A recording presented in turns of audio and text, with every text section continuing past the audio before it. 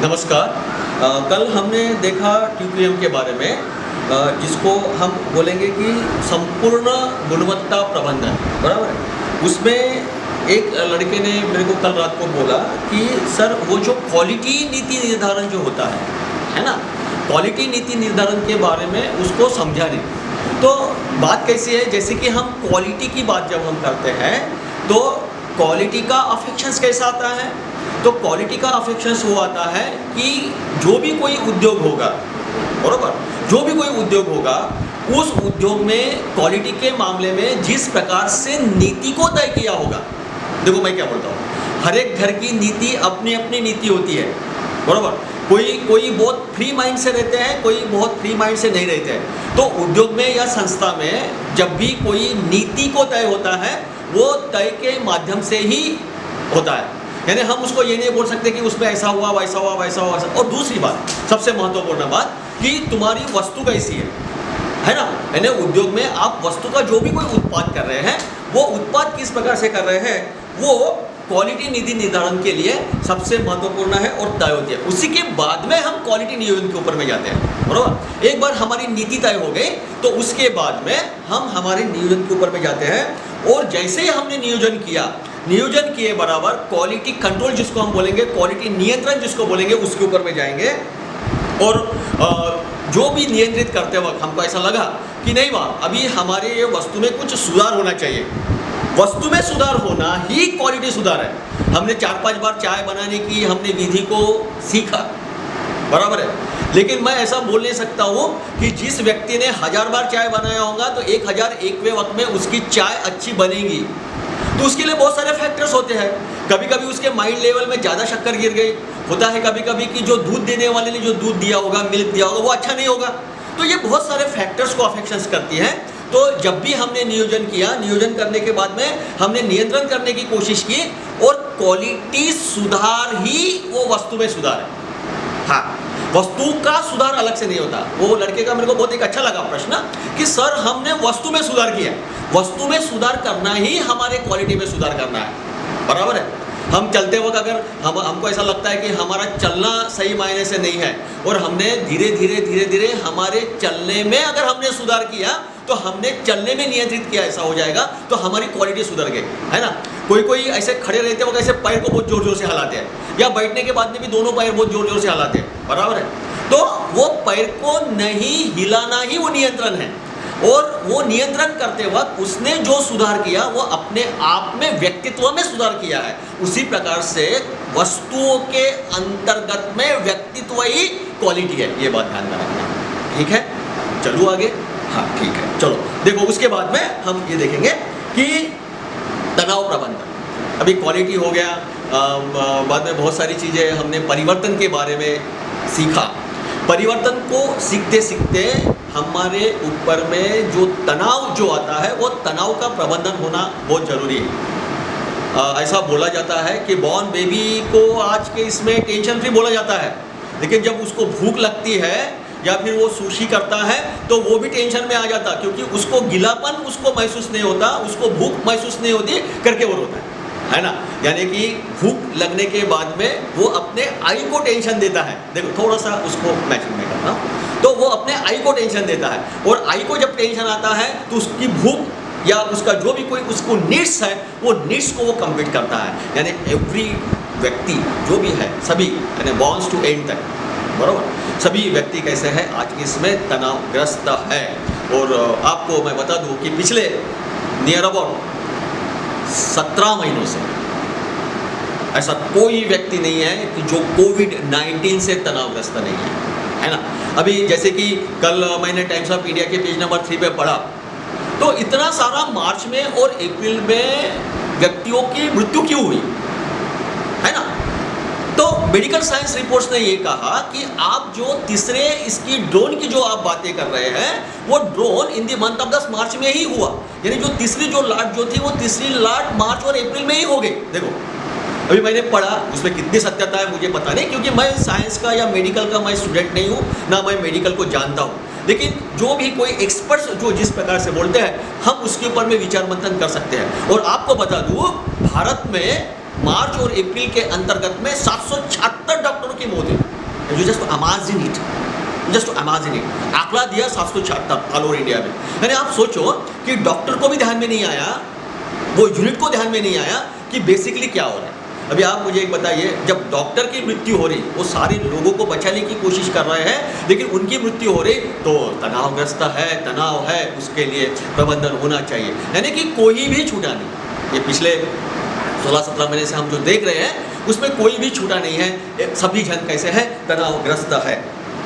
हाँ, बाद में ये जो तनाव प्रबंधन का जो मैं आपको अर्थ बोलना चाहता हूँ, तो उसमें सबसे पहले ये बोलेंगे कि तनाव प्रबंधन का अभिप्राय उस प्रक्रिया से है जिसके माध्यम से तनाव को नियंत्रित किया जाता है। हाँ, अगर हम हमारे तनाव को अगर नियंत्रित करने की कार्यशील हम बोलेंगे, या प्रक्रिया नहीं बोलूँगा मैं, प्रक्रिया अगर हम बोलते हैं तो हमारे को तनाव आने के बाद में, जैसे कि बुखार आया तो हमने मेडिसिन को ली, है ना, वो आया ही नहीं। उसके लिए जो हमने प्रबंधन करना चाहिए वो सबसे महत्वपूर्ण है।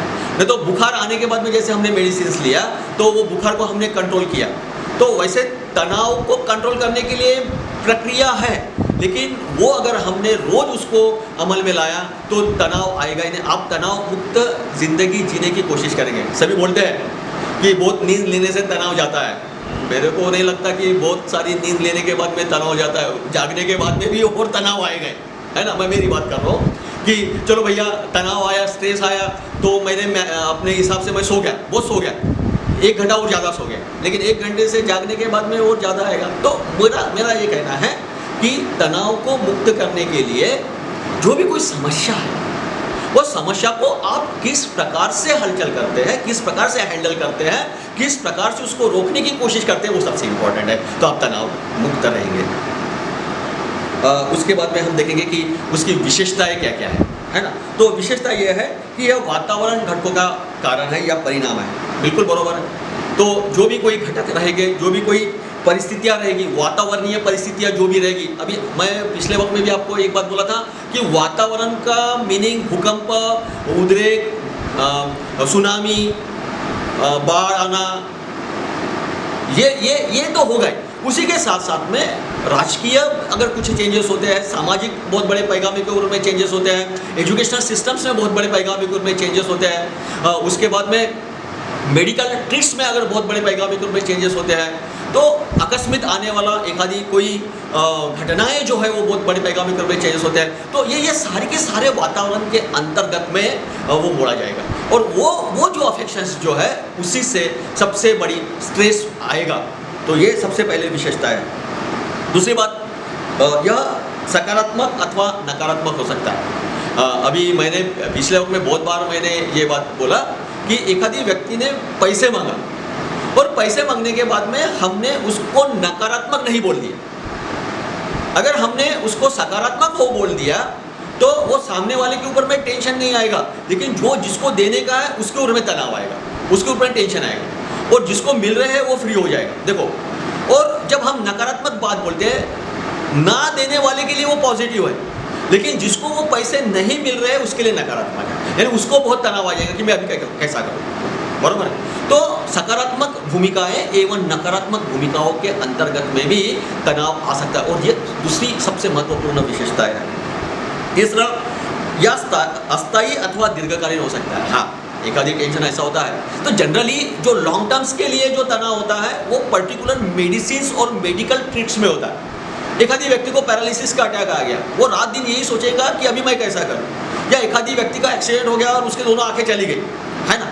तो वो ये जनरली मेडिसिन और मेडिकल ट्रिक्स में मनुष्य के लिए सबसे ज़्यादा लॉन्ग पूर्ण हो सकता है। और बाकी ऐसे भी हो सकता है, ऐसा जैसे कोई बिजनेसमैन है, व्यावसायिक है, उद्योगपति है, तो उसको तो बोलते हैं कि 24 घंटे यही सोचते रहना पड़ता है कि ये 1 महीने के अंतर्गत में मेरे को कितने लोगों की पेमेंट्स करनी है और मैं कैसा करूँगा। हाँ, वो सोता ही नहीं है बोलते, ऐसा बोला जाता है, लेकिन असल में पता नहीं कि वो सोता है या नहीं सोता है, उसको किस प्रकार से टेंशन होती है ये तो हम जान नहीं सकते, लेकिन उनको तनाव रहता है और वो उस हिसाब से अपना प्रबंधन खुद करते हैं। तो तीसरे रूप से जो विशेषता है वो अस्थायी अथवा दीर्घकालीन हो सकती है। हाँ, इसमें कैसा होता है कि एक आधी कोई अगर समस्या है तो वो कुछ दिन के लिए वो समस्याएं रहेगी, बरोबर।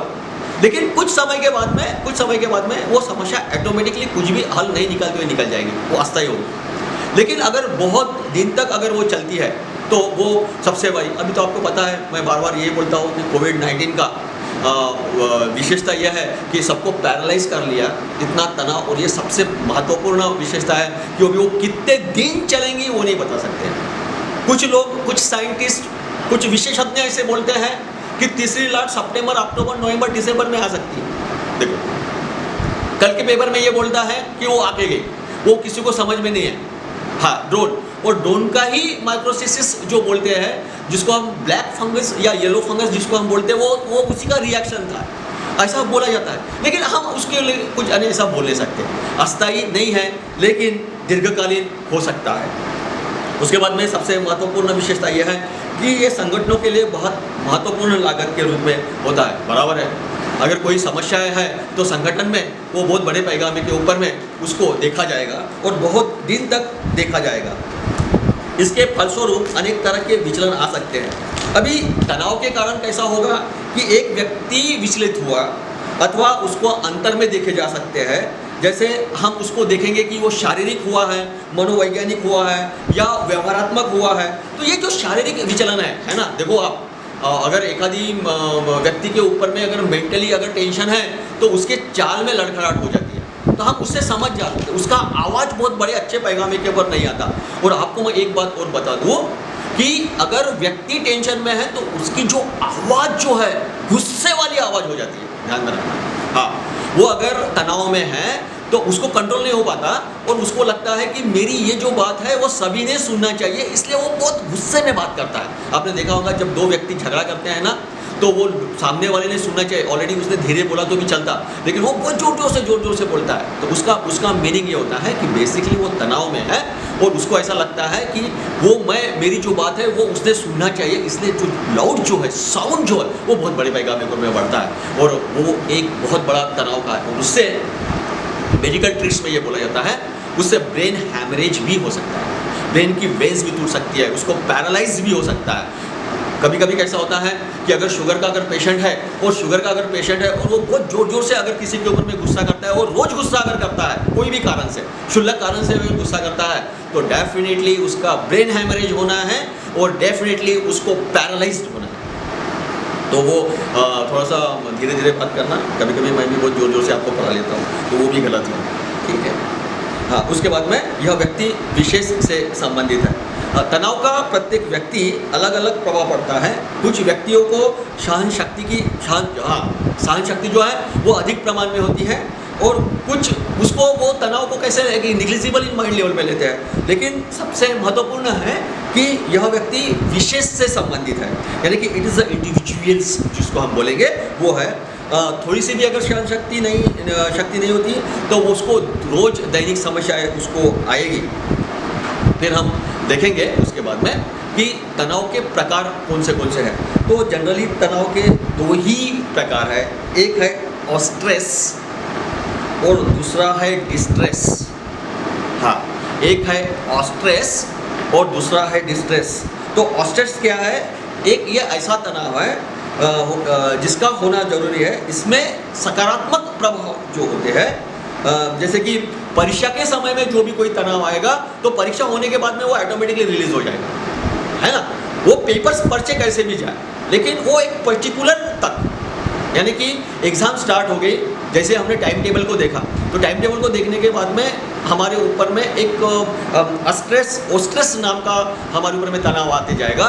और जैसे ही हमारी वो परीक्षा ख़त्म हो जाएंगी, हम बहुत फील महसूस करेंगे, बहुत आनंददायी महसूस करेंगे, हम बहुत आनंद व्यक्त करेंगे। तो वो जो स्ट्रेस है एक पर्टिकुलर टाइम के लिए रहेगा। और जनरली ये ऑस्ट्रेस, ये जो तनाव जो है, हमने मैक्सिमम विद्यार्थियों के बारे में बहुत बड़े पैगामे के रूप में देखा। तो ये ऑस्ट्रेस में वो विद्यार्थी के ऊपर में या जिसको भी इस प्रकार का तनाव आता है, उसका सबसे महत्वपूर्ण दो अफेक्शंस होती है। एक तो उसकी भूख चली जाती है, वो खाना नहीं खाता सही ढंग से, और उसकी नींद खराब हो जाती है। तो ये दोनों चीज़ें उसमें बहुत बड़े पैगामे के रूप में परिणाम स्वरूप हमें दिखती है। उसके बाद में वो जो डिस्ट्रेस जो है, डिस्ट्रेस नाम का जो तनाव है, जो दूसरा प्रकार है, वो एक ऐसा तनाव है जो बिल्कुल भी आवश्यक नहीं है।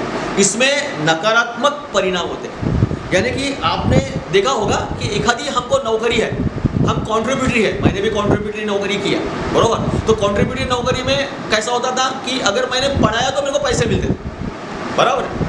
और जिस दिन छुट्टी आती थी उस दिन मेरे को पैसे नहीं मिलते थे, तो मेरे को ऐसा लगता था कि छुट्टी आए ही नहीं, छुट्टी नहीं आए तो कॉलेज चालू रहेगा, कॉलेज चालू रहेगा तो मेरे को पैसे मिलेंगे। तो ये जो असुरक्षितता है, वो असुरक्षितता से भी तनाव व्यक्तियों को आता है, और अगर हमने उसको सही समय पे नियंत्रित नहीं किया तो वो एक शत्रु के रूप से हमारी प्रकृति में या शरीर में समा जाता है, और वो धीरे धीरे उसको क्या करता है, वो शरीर को नष्ट करने की कोशिश करता है।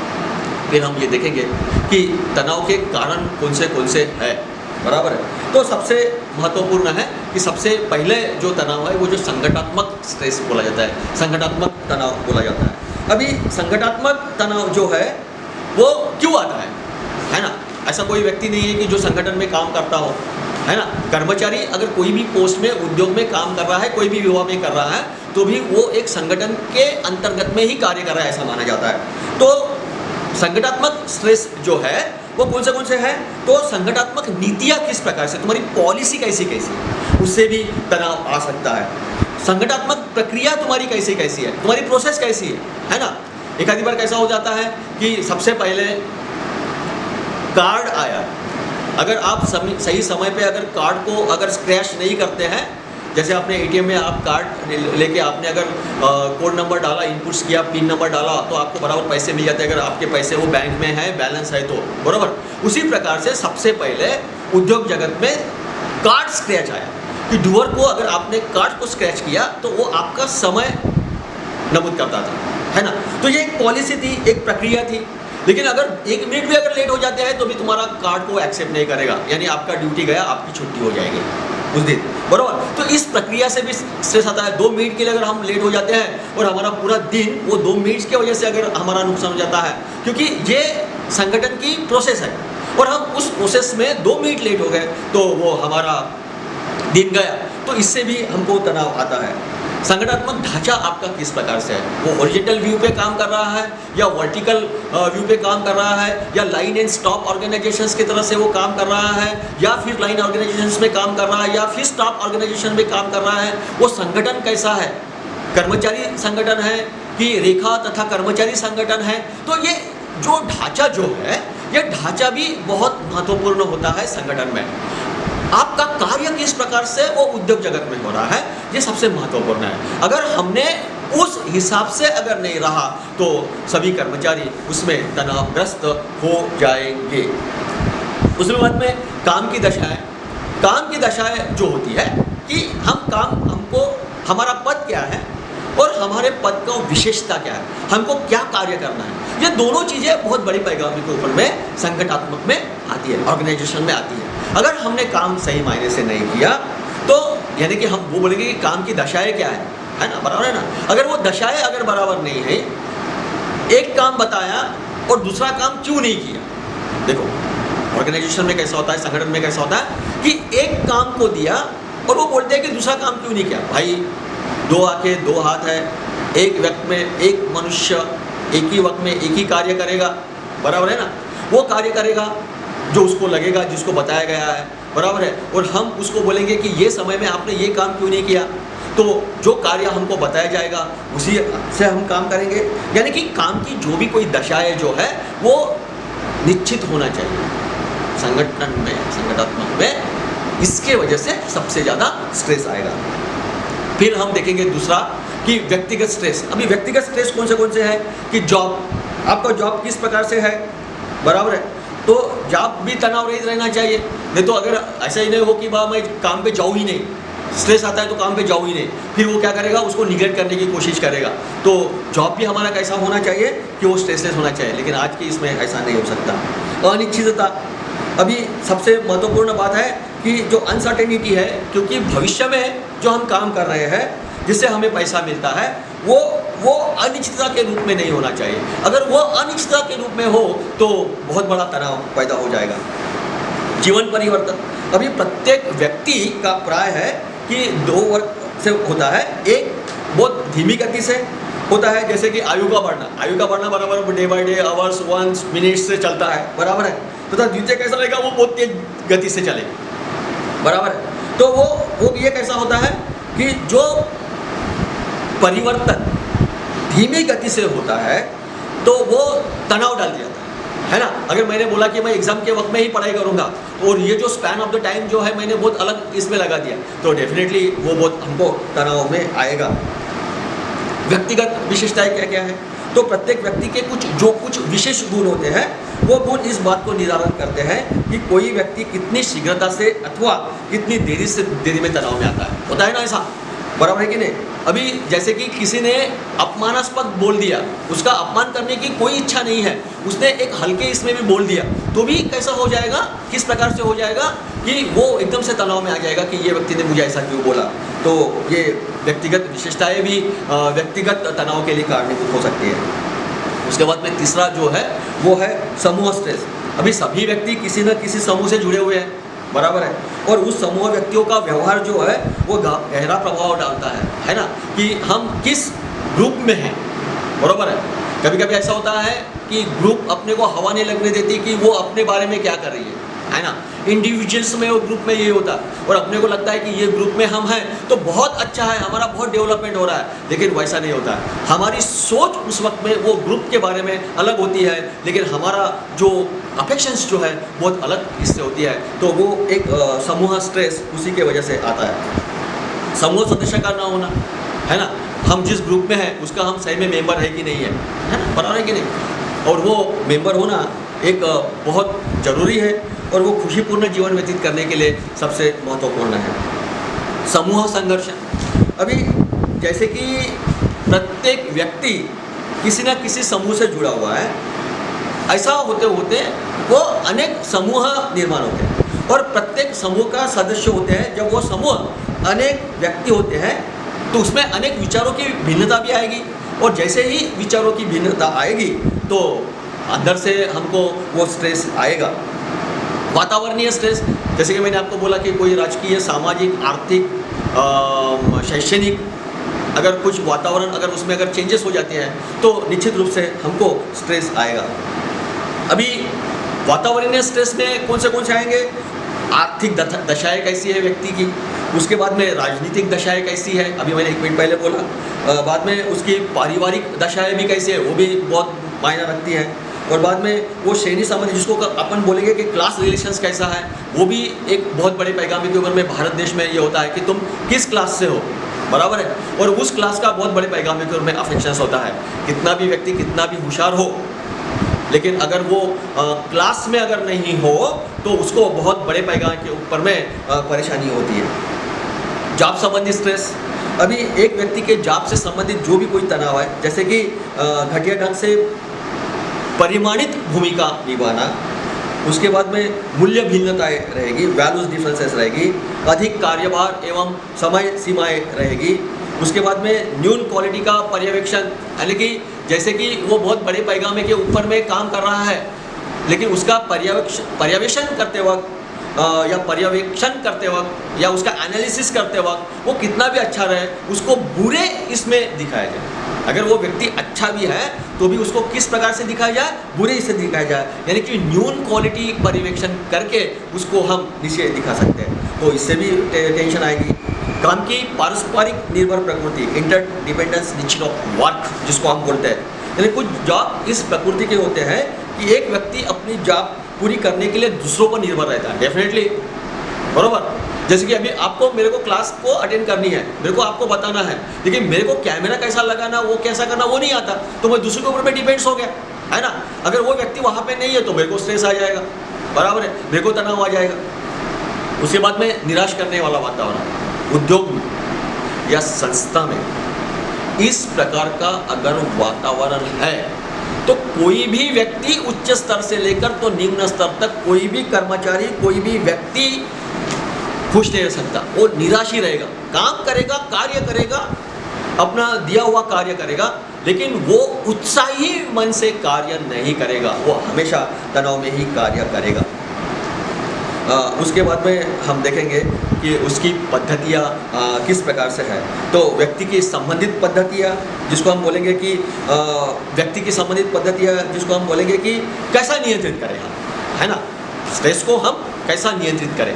तो स्ट्रेस को हम कैसा नियंत्रित करें, तो व्यक्ति संबंधित पद्धतियाँ में कैसा रहेगा, ऐसा बोलते हैं कि ध्यान करने से तनाव मुक्त रह सकते हैं, योगा करने से तनाव मुक्त रहते हैं, इसलिए योगा दिन दे दिया, अंतर्राष्ट्रीय योगा दिन दे दिया। व्यायाम करने से आप तनाव मुक्त रह सकते हैं। संतुलित आहार सबसे महत्वपूर्ण, संतुलित आहार से भी आप तनाव मुक्त रह सकते हैं। समय प्रबंधन, टाइम मैनेजमेंट सबसे इम्पोर्टेंट चीज़ है ना। कल का काम आज करो नहीं होता, मैं तो ये चीज़ को नहीं मानता हूँ। आज का काम आज करना इससे गुड थिंग। हाँ, वो ऐसी मन है कि कल का काम आज करो, आज का काम अभी करो, अभी का काम अभी करो, ना दिस इज नॉट गोइंग। आज का जो कार्य है आज हमने उसको सही मायने से अगर किया तो सबसे महत्वपूर्ण है।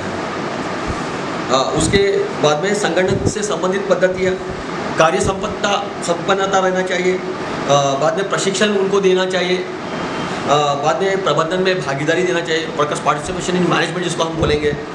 उसके बाद में स्वतंत्र संदेशवान होना चाहिए, कम्युनिकेशन सिस्टम्स में फ्रीडम्स होना चाहिए, बाद में सही चयन करना चाहिए, व्यक्ति का सही चयन करना चाहिए, प्रभावी पारितोषिक पद्धतियाँ रखनी चाहिए, कैरियर बढ़ोतरी अवसर देना चाहिए। ये सबसे इम्पोर्टेंट चीज़ है कि तुम्हारा अगर कैरियर एडवांस अगर स्कीम्स अगर आप बहुत बड़े पैमाने के उनमें इनपुट्स करते हैं तो डेफिनेटली वो व्यक्ति तनाव मुक्त रहेगा। कर्मचारी उत्तमता स्कीम्स होनी चाहिए, उपयुक्त नीतियाँ होनी चाहिए, सबसे महत्वपूर्ण बात। उद्योग में या संस्था में जो भी कोई कर्मचारी के लिए या अपने लिए या अपनों के लिए जो भी कोई नीतियाँ उपयुक्त है उसी को अगर किया तो वो इंस्टीट्यूट, वो संस्था, वो उद्योग बहुत बड़े पैमाने के में प्रॉफिट कमाएगा। उसके बाद में साल की प्रक्रिया होनी चाहिए। अभी साल की प्रक्रिया का मीनिंग क्या होगा, साल की प्रक्रिया का मीनिंग क्या होगा? तो साल के प्रक्रिया का मीनिंग ये होगा कि जो भी कोई कर्मचारी रहेगा तो जो भी कोई यानी कि जो भी कोई प्रक्रिया रहेगी वो सरल रूप से अगर रही तो सबसे ज़्यादा बेनिफिशियल रहेगी। यानी कि जो भी कोई प्रोसेस रहेगी वो प्रोसेस हर एक को समझना चाहिए। एखादी वर्ड्स, एखादी वस्तु, एखादी नीति उस प्रक्रिया के अंतर्गत में आती है और वो सरल नहीं है तो सबसे ज़्यादा तनाव में आएगा। उसके बाद में मैं आपको अंतर्राष्ट्रीय प्रबंधन बता देता हूँ। वो अंतर्राष्ट्रीय प्रबंधन में अपने को सिर्फ अपने को ये देखना है कि उसकी विशेषताएं क्या है। लेकिन जोसेफ मैगे की परिभाषा में मैं आपको एक बता दूँ कि विभिन्न देशों में जो भी कोई प्रबंधकीय प्रक्रिया है, प्रबंधीय कार्य में तुलनात्मक संबंध तथा बाह्य पर्यावरण के प्रत्येक आधार का विचार तुलनात्मक प्रबंधन में किया जाता है। अतः अभी सबसे महत्वपूर्ण बात है कि ये अंतर्राष्ट्रीय प्रबंधन होगा। कुल्स ओडोनेल बोलते हैं कि विभिन्न उद्योगों, विभिन्न देशों के विभिन्न स्वरूपों में या बाह्य पर्यावरण में प्रबंधकीय सार्वभौमिकता की संकल्पना एवं तत्वों का उपयोग करना ही अंतर्राष्ट्रीय प्रबंधन है। उसके बाद में हम देखेंगे कि उसकी सबसे महत्वपूर्ण क्या है। तो विकसशील देशों में सबसे महत्वपूर्ण है कि अंतर्राष्ट्रीय प्रबंधन के परिणाम स्वरूप व्यवसाय व्यापार में उल्लेखनीय वृद्धि की जा सकती है। उसके बाद में वर्तमान प्रबंधन पद्धति में अपेक्षित सुधार किया जा सकता है। व्यापार एवं अधिक देशों में उनके लिए अंतर्राष्ट्रीय प्रबंधन एक अत्यंत आवश्यक है जिन कंपनियों का व्यापार एक से अधिक देशों में है।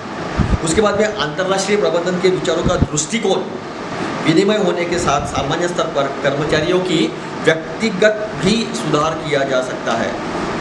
विकसित देशों का उच्च तकनीक आयात करके विकसित एवं अर्ध विकसित देश को अपनी अर्थव्यवस्था में प्रगति कर सकते हैं, अधिकतम लाभ कमा सकते हैं। अंतर्राष्ट्रीय प्रबंधन में देश के प्रबंधन में समान तत्वों का प्रयोग किया जाता है जिसमें प्रबंधन में सार्वभौमिकता पाई जाती है और अंतर्राष्ट्रीय प्रबंधन तुलनात्मक अध्ययन को सहायता देती है। इस प्रकार से उसका महत्व है। Okay then, thank you.